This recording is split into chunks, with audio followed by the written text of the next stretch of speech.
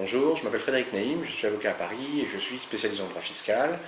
J'aimerais aborder un sujet que je vois assez régulièrement en ce moment et depuis 2 ans, concernant la réduction d'impôt pour l'investissement qui a été fait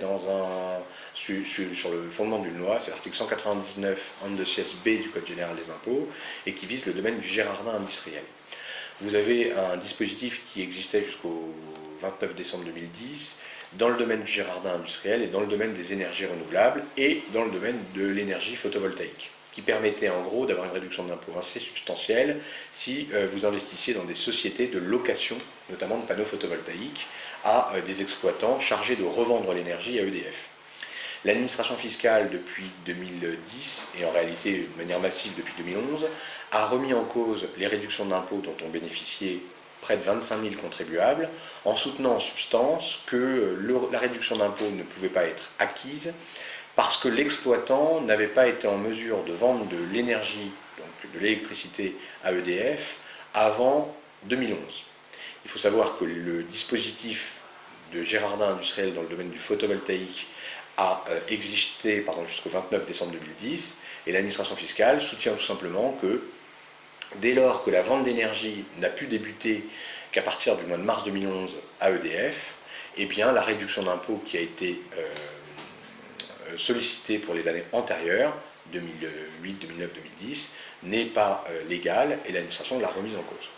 Quelles sont les chances de succès de ce dossier? Pour moi, elles sont très importantes. L'administration fiscale ne pourra pas maintenir cette position très longtemps, de soutenir que faute de raccordement au réseau ERDF, avant le 31 décembre 2010, le souscripteur a définitivement perdu le bénéfice de sa réduction d'impôt. Cette position ne sera pas tenable pour une raison très simple, c'est qu'en réalité, un décret du 9 décembre 2010 qui est intervenu à priver tous les souscripteurs et toutes les sociétés d'exploitation de pouvoir avoir une chance que les installations soient raccordées dans le délai légal. Il faut prévoir une information très importante, c'est que ce décret du 9 décembre 2010 annulait les demandes de raccordement antérieures à cette date. Donc ça veut dire qu'en réalité, toutes les demandes de raccordement qui étaient formulées avant le 9 décembre 2010 et qui n'avaient pas encore été traitées par EDF ont été tout simplement jetées à la poubelle par EDF sur le fondement de ce décret-là. L'administration fiscale ne pourra pas maintenir cette position très longtemps, et donc j'invite très clairement ceux qui ont été redressés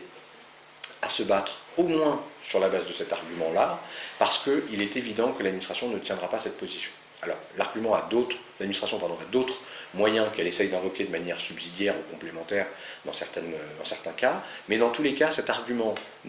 à lui seul ne tiendra pas la route. Si l'administration fiscale vous adresse une proposition de transaction, sachez